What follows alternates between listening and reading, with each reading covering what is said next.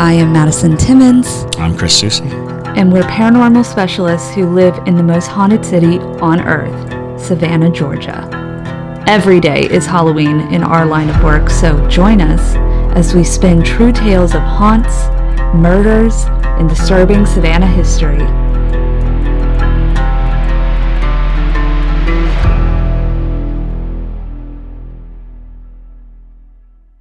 I'm Madison. I'm Chris. And welcome to the most haunted city on earth. Hello and welcome back to another episode of the most haunted city on earth. My name is Madison Timmons. I'm Chris Susi. And I'm JT, and I'm very close.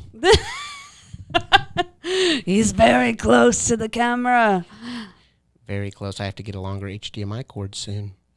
So until then, you get to see every inch of JT's face, very up close and personal. Flaring nostrils and all. Yes, if you're watching on YouTube. Otherwise, you're probably like, how close is he to the camera? Very.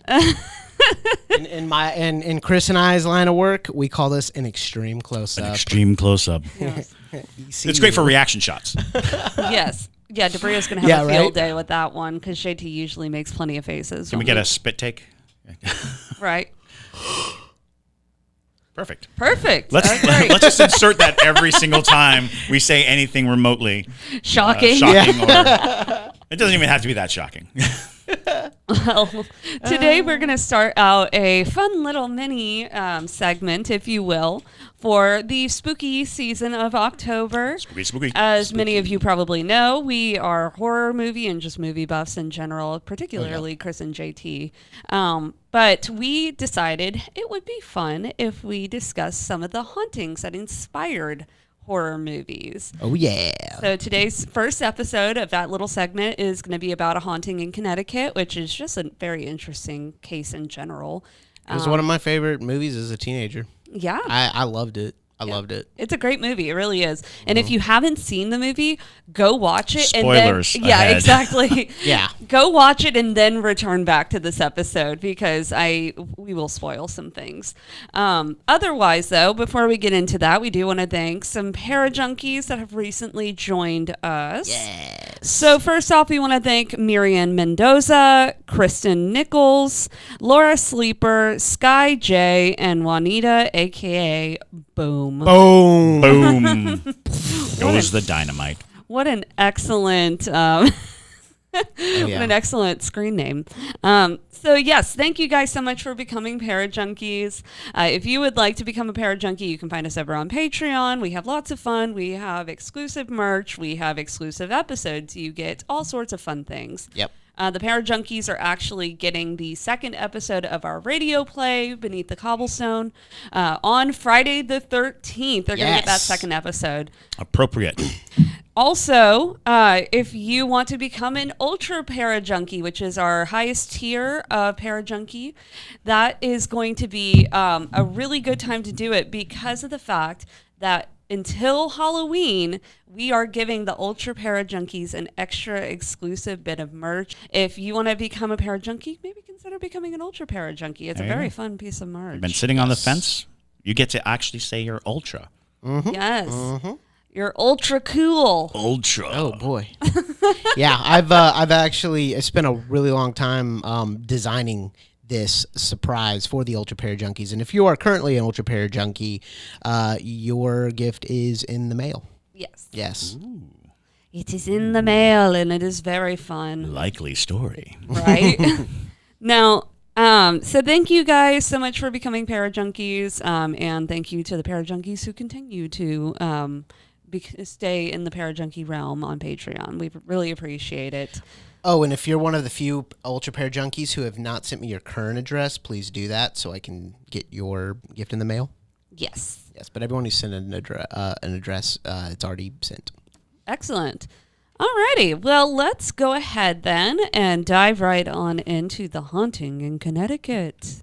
Ooh. Yes, New England in general is just such a spooky place to be. Chock full of ghosts. It really is.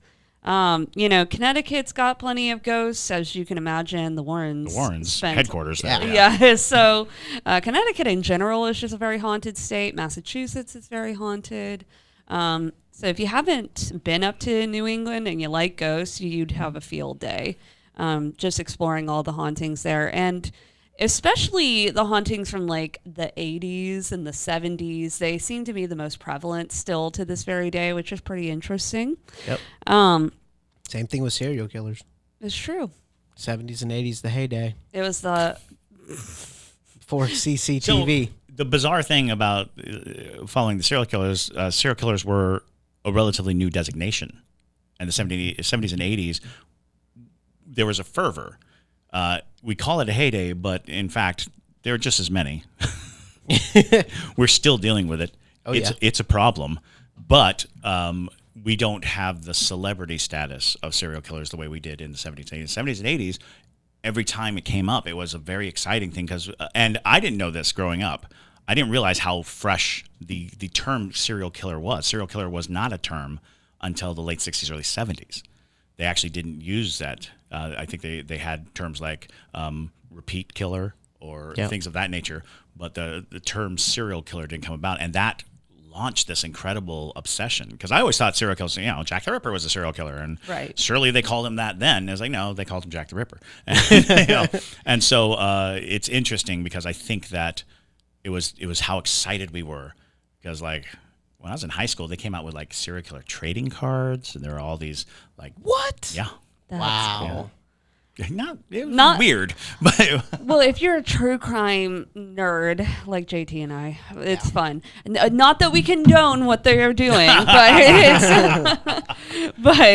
well, it was interesting because it was you would think that serial killers were just having this. They were like comic book supervillains.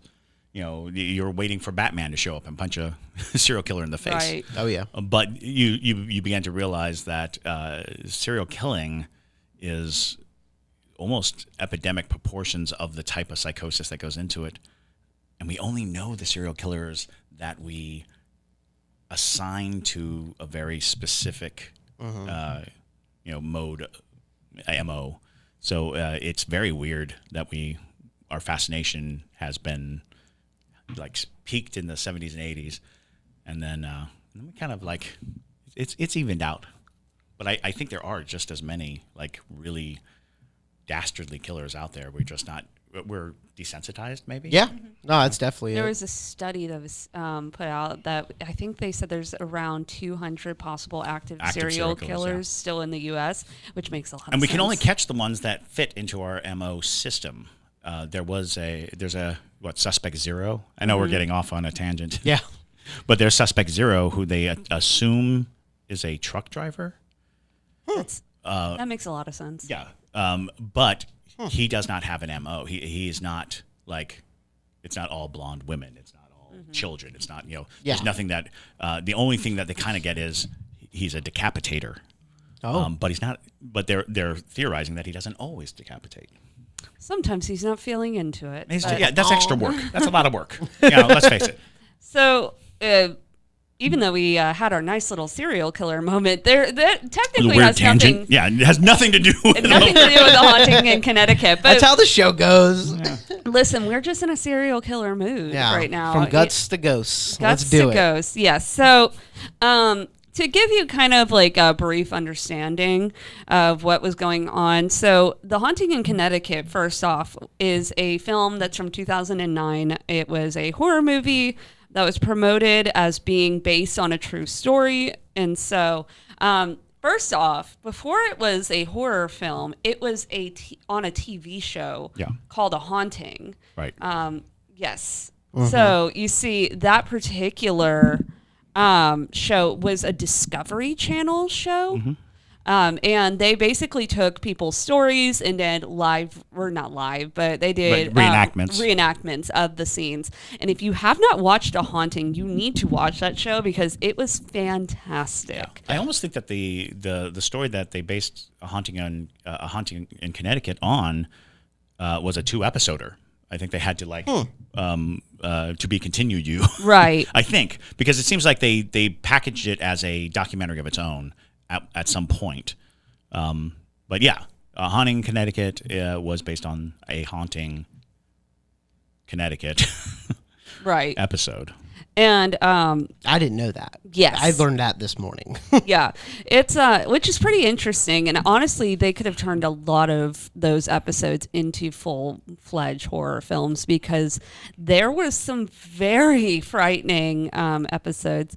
We were discussing beforehand. There was one episode that always stuck with me, and I think I've mentioned it on the podcast a long time ago, about how this child, he would always see this naked woman around his home, and he got up to go to the restroom in the middle of the night, and he walks into his bathroom and feels like she's in there, but he doesn't see her. And when he pulls back the shower curtain, there's just this naked lady that's like got this crazy like white hair, and she's super gangly and gaunt, and she lashes out at him from the bathtub.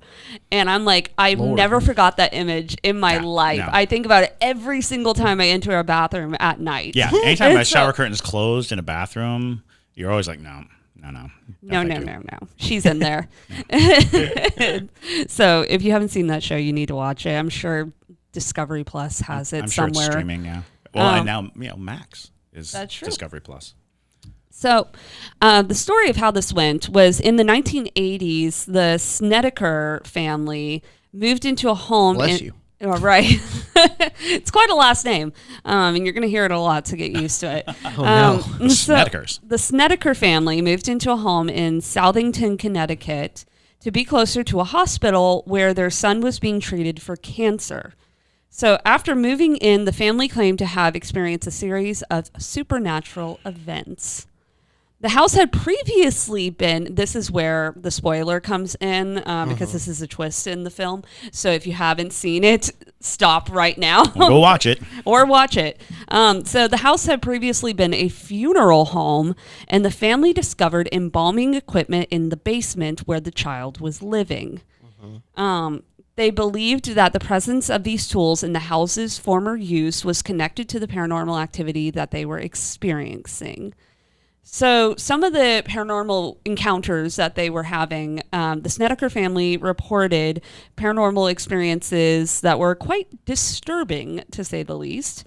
Some of the claims included apparitions, which, I mean, if you're having a haunting, that's kind of comes with the territory. But various family members reported seeing shadowy figures or full-bodied apparitions, which people don't give enough credit to how rare that truly is to rare. have a full-bodied apparition, because oftentimes spirits do not want to put all of that energy into forming a full-bodied apparition when they could just do a torso up and get the same effect, and use less energy. So, Or just the places where light would hit, just the outline or things of that nature. exactly. So that's already, an entity that's got enough energy stored up. Got some spare energy there. To go ahead and just use that. But these spirits were sometimes seen in old-fashioned clothing consistent with the time when the house was used as a funeral home. They would also experience phantom touches. Some family members claimed to feel unseen hands touching them, particularly at night. This would manifest as tugging on bed sheets, poking, or even more aggressive physical interaction, such as scratching, hitting, biting, things like that. Poltergeist. Well, A little more aggressive. a little more aggressive than a poltergeist. Poltergeist, I think the film Poltergeist, which we'll do an episode on probably later in Soon the enough. month. Yeah.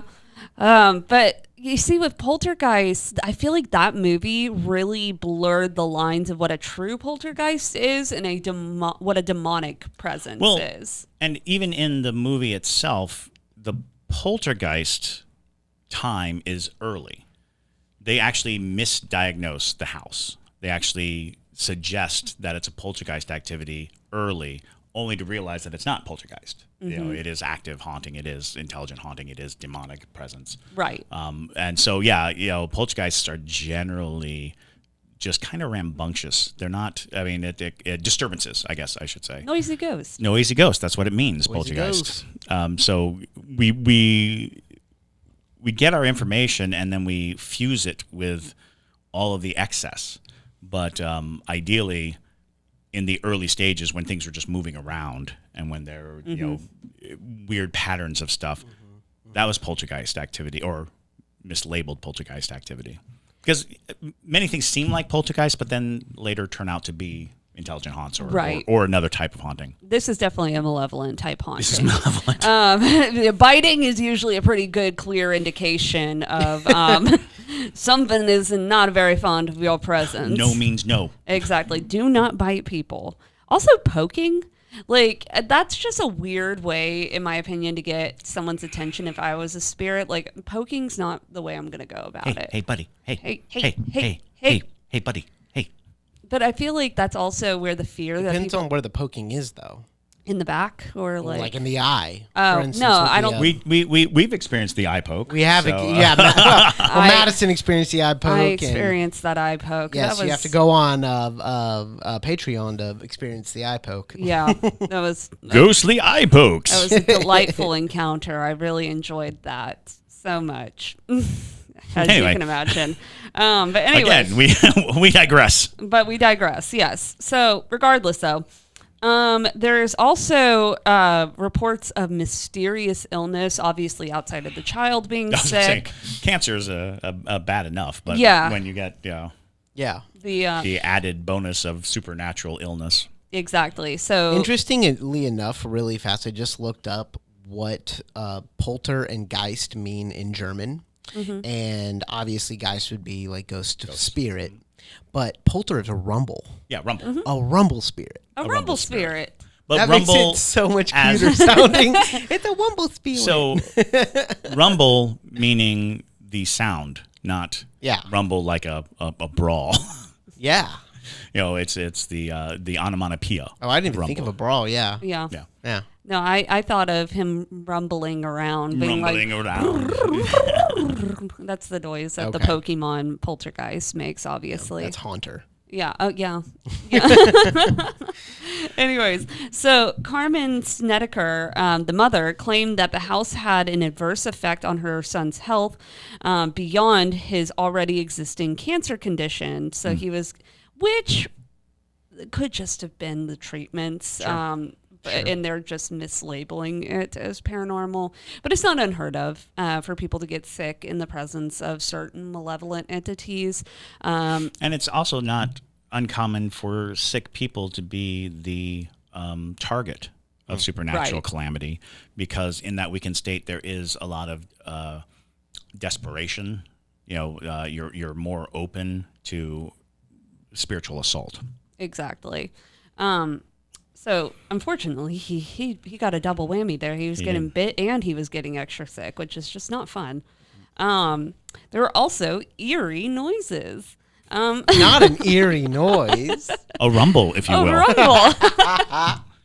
The family would hear unexplained noises like footsteps, doors creaking open and closed, muffled voices. The basement where the embalming took place was a particular hotspot for these noises, which also makes sense, considering that it was a funeral home. Obviously, a lot of people would be coming in and out of places like that, especially if that's where the embalming would take place. It takes more than one person oftentimes, especially back in that time, because now they have lifts for dead bodies so that the mortician can just slide the body on there and lift them down to wherever they need them to be.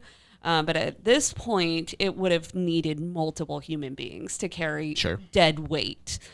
So that's not surprising to hear. And that very well could have been more residual type haunting and not exactly the same entity.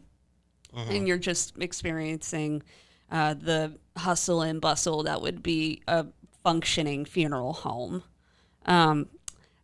Objects would also move in the house and would allegedly move on their own. Common occurrences included dishes being thrown from cupboards and toys moving around by themselves. That's every haunting. Every single haunting that I hear of is a dish being thrown. Yeah. Every single one. Like, that's their favorite thing to do. Right. Well, at least it's not a knife. It's because it's loud and it's light and it is discus. It's discus, yeah. So, yeah. It's like a frisbee. And another thing to think about is that dishes are very commonly used. So Yeah. they are essential in a day-to-day. Yeah, you're going to see if it's missing. Yeah, exactly. Yeah. You're going to note. You're going to these note things. that. Yeah. Also, maybe this is really off on a far shot, but do you think that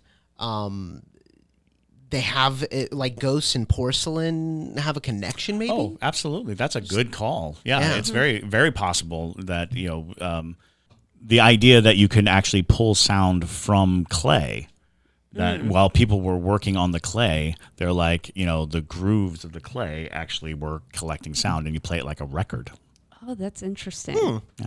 Yeah, there's interesting, very interesting. On just a side tangent, there's a guy on TikTok that has like a little machine that he hooks up to different plants, and they make noise and they make music of sorts. Like you'll hook them up to leaves and stuff, and he'll be like, "This is the song of a leaf," and I'm on a very different side of TikTok, as you can probably imagine, because neither of them know what I'm talking about.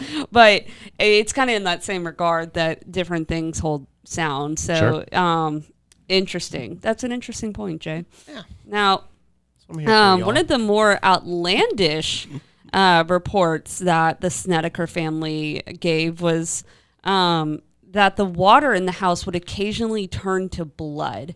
This is...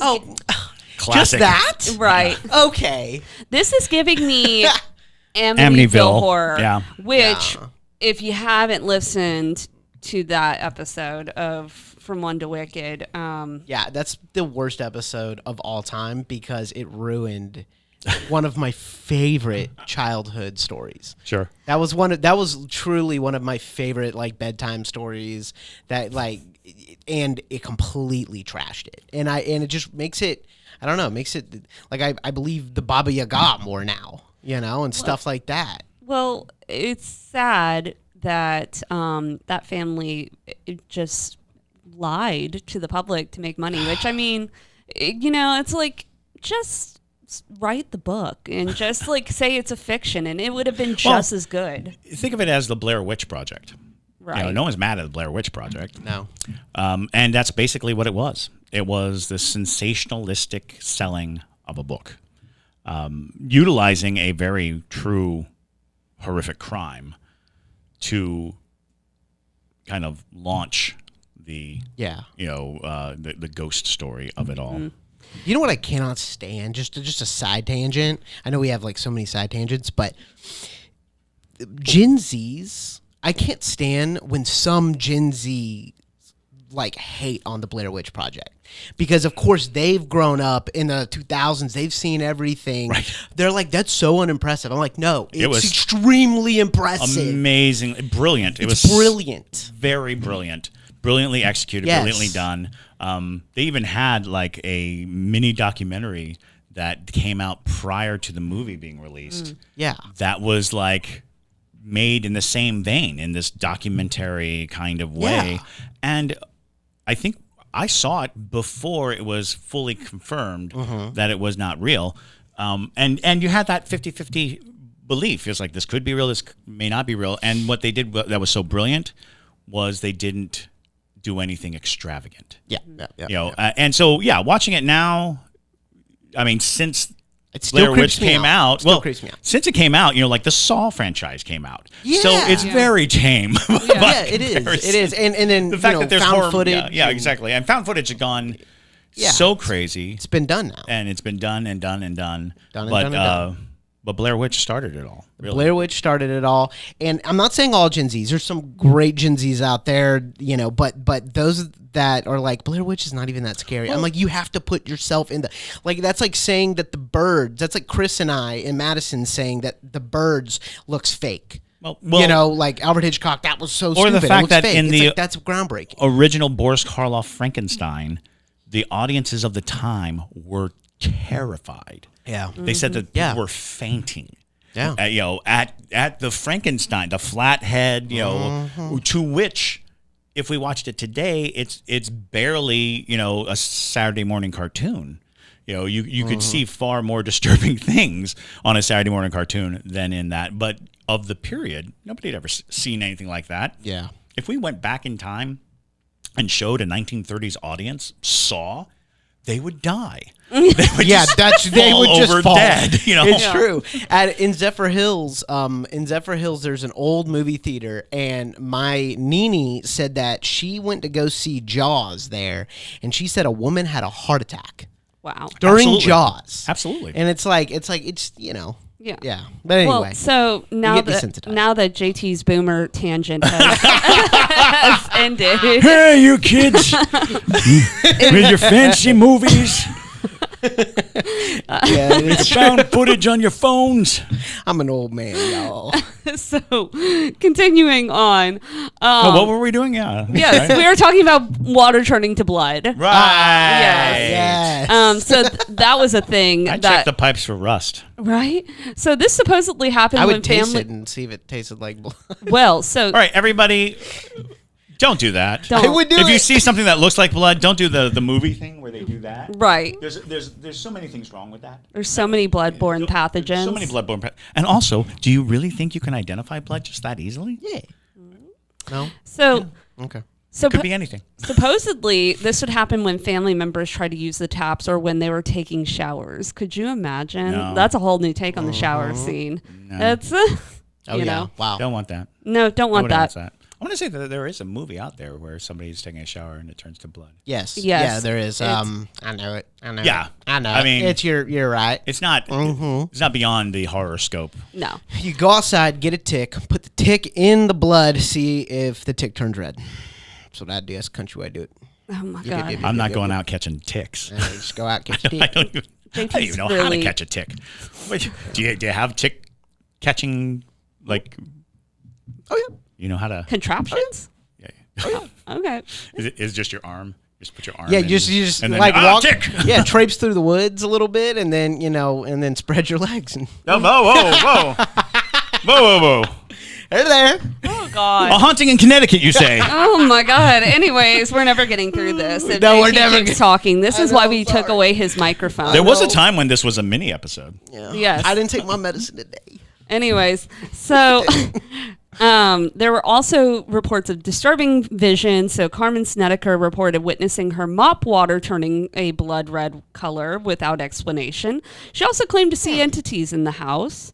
And then malevolent force. The most alarming claim was that the malevolent force that sexually assaulted both Carmen Whoa. and her niece while they were still living in the house Holy crap! occurred. Yeah. Things got serious. Yeah, so What? that's very on par with almost in between of a succubus and a demonic force. It's very weird. It's very weird, although as the revelation will come out, it does. There's some disturbing information coming up Right. about the reason why it's haunted, or the reason why the building is haunted. So they ended up actually calling in Ed and Lorraine Warren to perform an exorcism on the The home. squad. Yes. So the Snedeker family. That's the beauty of living in Connecticut. Right. Yeah, right? Exactly. It's true. So the Snedeker family felt tormented by the alleged paranormal activities in their home and sought the assistance of Ed and Lorraine Warren, who were well-known paranormal investigators and demonologists, as you all probably know by now. Their involvement in the Snedeker case has been added to their notoriety. So the way that the exorcism went down is they did a preliminary investigation. So before conducting the exorcism, the Warrens usually performed an investigation to determine the nature and severity of the haunting. They believed the Snedeker house was infested with powerful demonic entities, possibly due to its history as a funeral home. Then they would do a determination. So after their investigation, the Warrens concluded that an exorcism was necessary to rid the house of the negative energies and entities. Then when they conducted the exorcism, the details about the specific exorcism performed at the Snedeker house aren't as widely publicized as the haunting itself. Exorcisms typically involve religious rituals, prayers, and blessings to expel the malevolent spirits or energies from a place or a person. And typically in the team, this was Ed performing the exorcisms, even though... He's one of the only civilians, non-clergy, that had been granted permission Right. to perform exorcisms by the Roman Catholic Church. Exactly.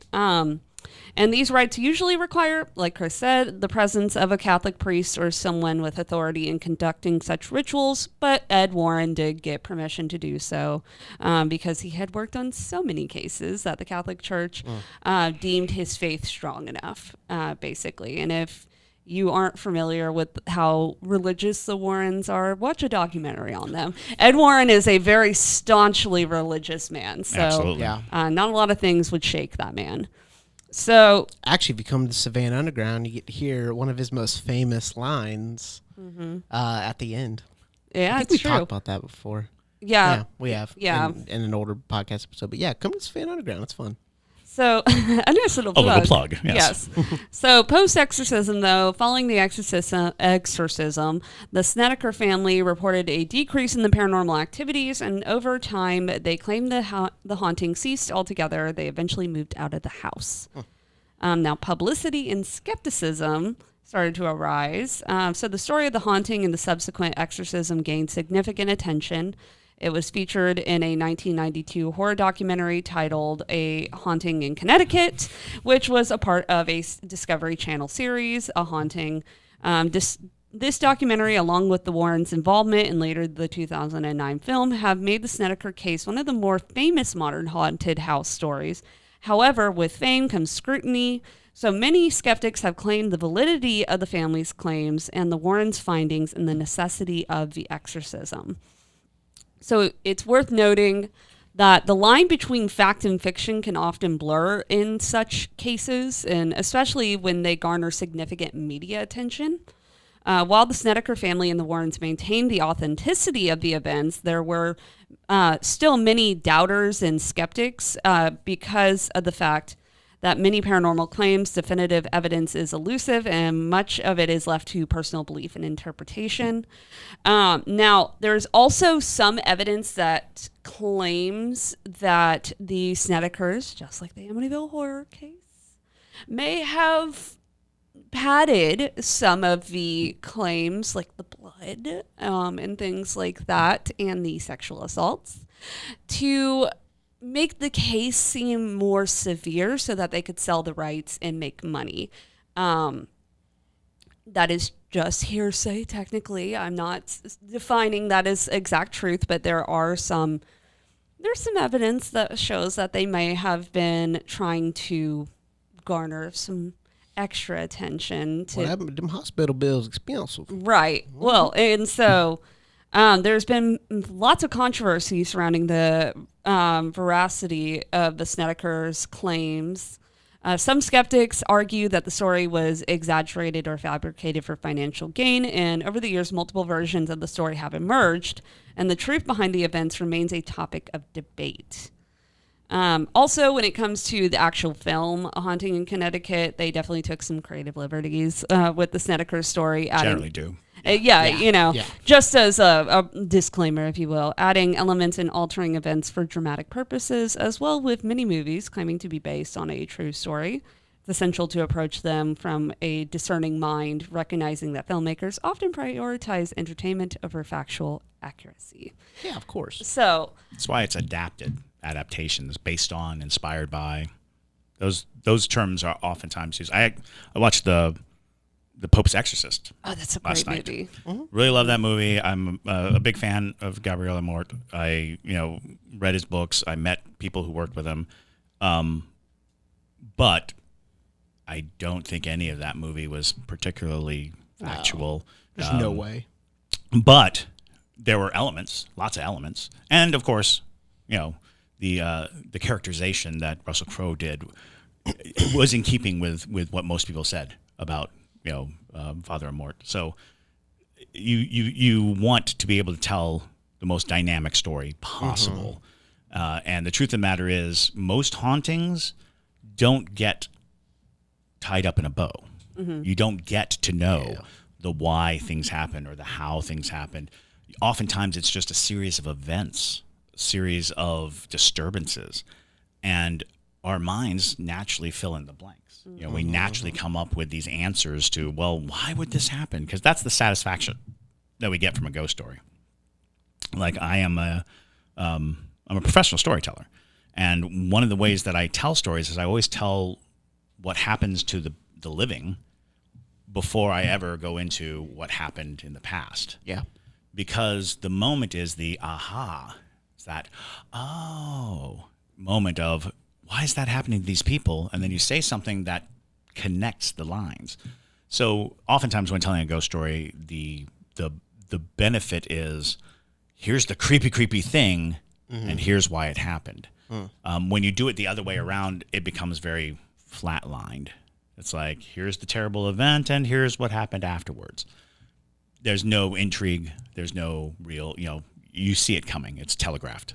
And in the case of Haunting in Connecticut, one of the storylines that kind of came out was the idea that the funeral director abused the bodies.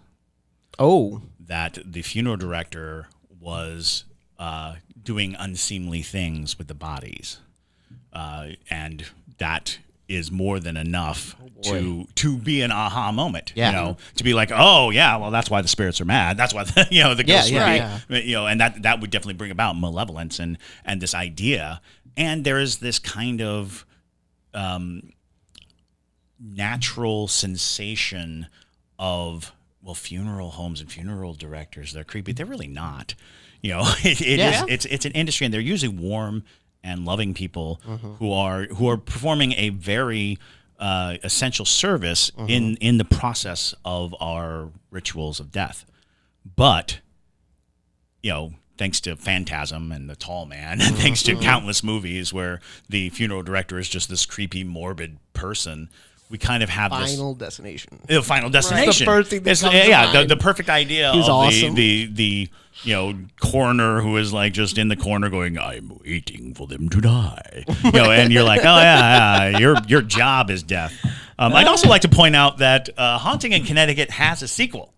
Haunting in Connecticut it does. 2. Yeah, it does. That takes place in Georgia. Yes, that's true. Yeah, It's that actually- one's garbage. It is garbage. It's That's why I garbage. haven't And seen it it too then. was based on one of the a haunting episodes, and it's a haunting in Georgia. But when they made the movie, they're like, we're going to capitalize on the Haunting in Connecticut success and call it a Haunting in Connecticut 2, Yeah. Georgia. It's like, I don't think you okay. understand how geography works. Yeah, Right. not even close. Yeah, Not even Like literally. 900,000 miles, maybe? Right. at the very least an 18-hour drive. Yeah.